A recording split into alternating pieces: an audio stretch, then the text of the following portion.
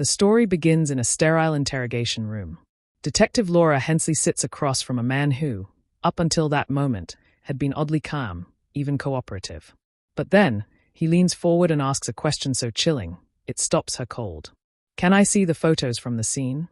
I just want to relive it." That man was Daniel Mercer, the very killer she had been investigating. And his obsession wasn't with escaping justice, it was with rewatching his own work.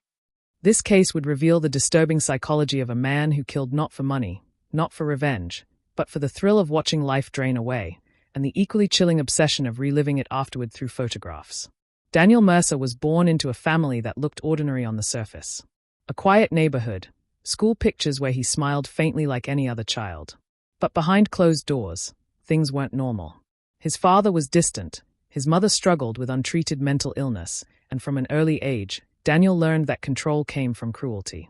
Neighbors remembered his fascination with stray animals. Some disappeared mysteriously. Others were found harmed. At the time, people brushed it off as boys being boys. But psychologists later would say this was the first red flag, his need to test boundaries of life and death. By the time he reached his teenage years, his bedroom walls were covered with violent clippings from newspapers. He kept journals filled with dark fantasies. He wasn't just imagining violence, he was planning it. Daniel Mercer's first victim was not chosen at random. She was someone he knew, Rachel Monroe, a young woman from his neighborhood. She had trusted him enough to walk home with him one evening. But trust would become betrayal. Investigators later pieced together what happened.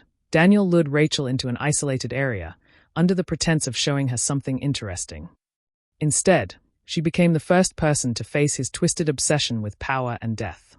When Rachel's body was discovered, the scene was brutal yet strangely calculated. There were no fingerprints, no obvious DNA. It was as if someone had staged the crime with cold precision. At the time, police had no suspects. But what stood out most was how Daniel kept track of his crime, not in a diary, but in photographs.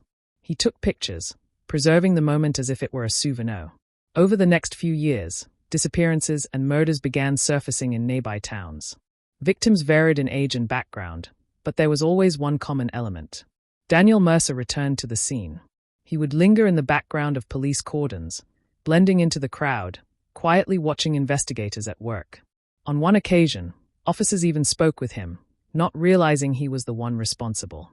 What they didn't know was that, at night, Daniel would go home and rewatch his own private gallery of crime scene photos, images he had taken himself, and sometimes even requested from others. This ritual wasn't about memory. It was about obsession. For him, the photographs kept the moment alive, a way to relive the thrill long after the act was done. For years, Daniel Mercer remained a phantom. But his downfall began with arrogance. One victim, Emily Vargas, managed to escape an initial attack. She ran, blooded and terrified, to a nearby home. She survived, but Daniel had left behind something crucial, a distinctive mark on her arm, shaped like a cigarette burn. Police started connecting dots. They saw a pattern of victims with eerily similar injuries. For the first time, they had evidence of a serial predator. Detectives began looking back through crime scene photos, comparing wounds and staging. That's when they noticed something unsettling. Each scene had been documented twice. Once by police, and once, it seemed, by someone else. Investigators soon discovered that Daniel Mercer wasn't just revisiting crime scenes physically. He was actively seeking out the official police photographs. Through a contact in a small-town department, Daniel had somehow convinced an officer to show him confidential files, under the guise of being curious about the investigation. That was when he made his most chilling request. "Can I keep a copy of the photos? Just for myself." The officer refused. But the fact that Daniel even asked revealed something deeper. His need to relive his crimes not just through his own lens, but through the eyes of those who investigated him. As investigators connected the dots, they built a profile: male, late 20s to 30s, meticulous, obsessive. Someone who thrived on returning to the scene. They cross-referenced local residents who had appeared in crowds during multiple crime scenes. One name kept coming up: Daniel Mercer. He always seemed nearby, asking questions, watching quietly. When detectives pulled his records, they found troubling signs: a juvenile record sealed years earlier, psychiatric evaluations, and disturbing writings. Still, suspicion wasn't enough. They needed hard evidence. So they put Daniel under surveillance. What they found was undeniable. He spent hours staring at old photographs, reading newspaper clippings, even driving back to places where he had once left victims. Daniel Mercer's last victim was almost his undoing. He chose Samantha Price, a woman who worked at a local bar. She had seen him before but thought little of it. That night, Daniel followed Samantha home. But what he didn't realize was that surveillance cameras had recently been installed in her neighborhood. When Samantha disappeared, detectives reviewed the footage, and there Daniel was. Not clearly at first, but enough to show his car circling, his figure trailing her. This was the break they needed. Police raided his home, and what they found inside was a chilling museum of his obsession. Walls lined with photographs, boxes of undeveloped film, and journals describing each crime in disturbing detail. In the interrogation room, Detective Laura Hensley laid out the evidence. At first, Daniel Mercer smirked, as if he had been expecting this all along. He didn't deny the crimes. He didn't cry, or beg, or explain. Instead, he leaned forward, and in a calm, almost polite voice, he asked, "Can I see the crime scene photos? The official ones. I want to see how good I really was." Detectives stared at him in disbelief. They had seen killers boast before. But this was different. He wasn't just proud of what he'd done. He was obsessed with watching it again, through their eyes. At trial, prosecutor Michael Turner presented the chilling evidence. Not just the murders, but the photographs, the journals, and most haunting of all, the recordings of Daniel's interrogation where he asked to see the crime scene photos.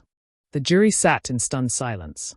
Some members later admitted they had nightmares from hearing his calm request.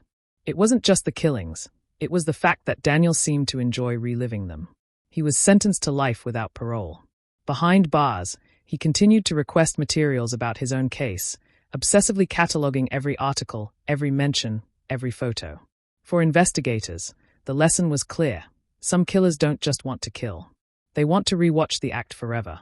White right pointing backhand index if this case shocked you as much as it did the investigators. Make sure to subscribe to True Crime Hub. The courtroom buzzed with uneasy anticipation as Daniel Mercer was led inside, his orange jumpsuit a stark contrast to the sharp suit he once wore as a charismatic figure in the community. Sitting at the prosecution table, Michael Turner adjusted his notes, determined to present every chilling detail of Mercer's crimes. On the other side, Detective Laura Hensley took her seat as the key witness, prepared to relive the long investigation that led to Mercer's capture. The families of Rachel Monroe, Emily Vargas, and Samantha Price filled the benches. Their eyes carried both grief and determination. Grief for the lives destroyed, and determination to see justice finally served. The judge, Evelyn Carter, entered with solemn authority. Her presence silenced the courtroom instantly. The trial of Daniel Mercer had begun, and the world was about to see a killer stripped of his illusions of control. Early in the proceedings, prosecutors revealed one of the most disturbing aspects of the case, Mercer's fixation on crime scene photographs. Detective Hensley testified that after his arrest, Mercer shocked investigators by requesting to see the very images documenting the horrors he had committed. He didn't recoil. He didn't flinch. Instead, he leaned in, studying every detail with unsettling fascination. When Turner presented this to the jury, the room fell silent. Mercer's obsession was undeniable proof that his crimes were not acts of impulse but of calculated pride. Families gasped, jurors shifted uncomfortably, and Mercer smiled faintly, as though reliving the twisted satisfaction of his work. The prosecution carefully walked the jury through the case of Rachel Monroe, Mercer's first known victim. Rachel was a vibrant 23-year-old student with dreams of becoming a journalist. On the night she disappeared, she had been walking home from her campus library. Mercer lured her with the guise of offering help, only to silence her life forever. Michael Turner presented the evidence with Rachel's family in the room, her mother gripping a tissue, her father holding his head in his hands. Detective Hensley described finding Rachel's body and the meticulous way Mercer had staged the scene. To Mercer, it was an art piece. To everyone else, it was horror. The jury now understood, Rachel's death was not random. It was deliberate, planned, and deeply disturbing. Emily Vargas was the survivor Mercer hadn't accounted for. Now older but still visibly shaken, Emily took the stand. Her voice trembled as she recounted the night Mercer attacked her in her apartment.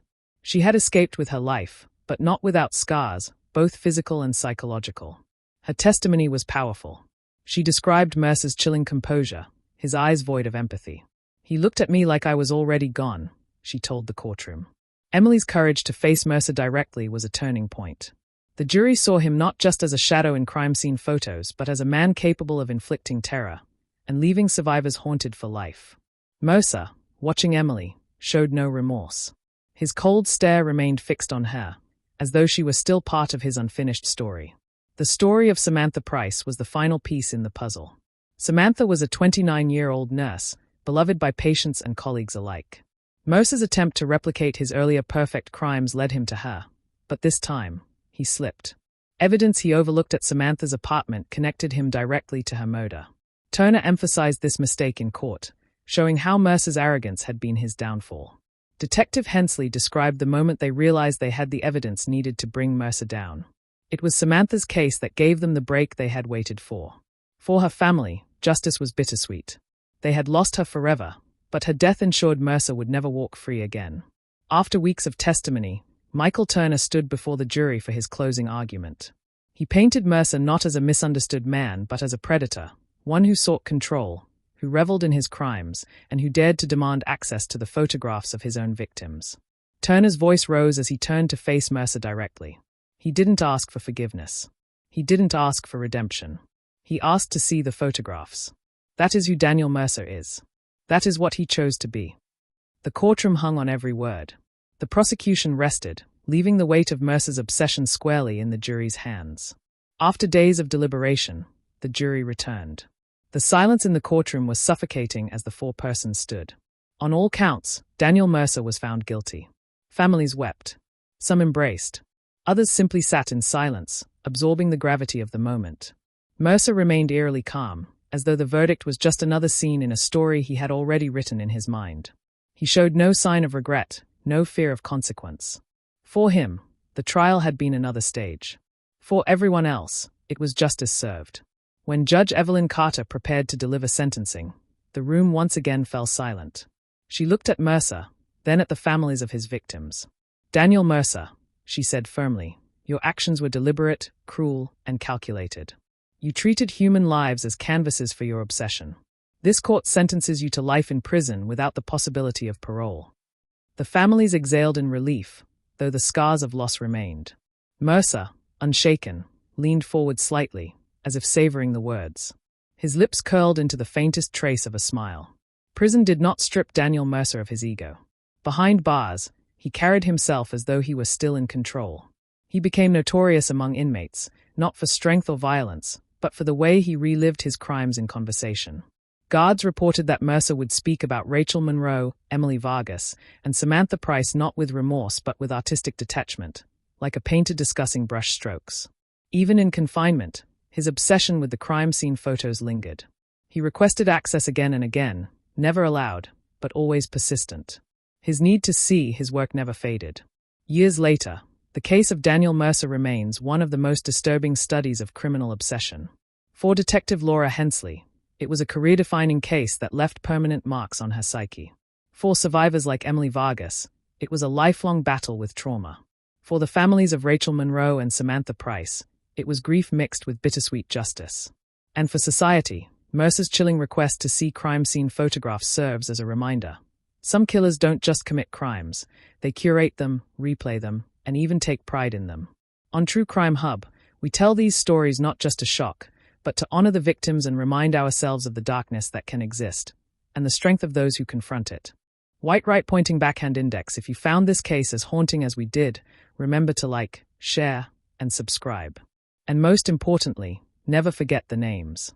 Rachel Monroe, Emily Vargas, Samantha Price, because their stories deserve to be remembered more than Daniel Mercer's obsession ever will.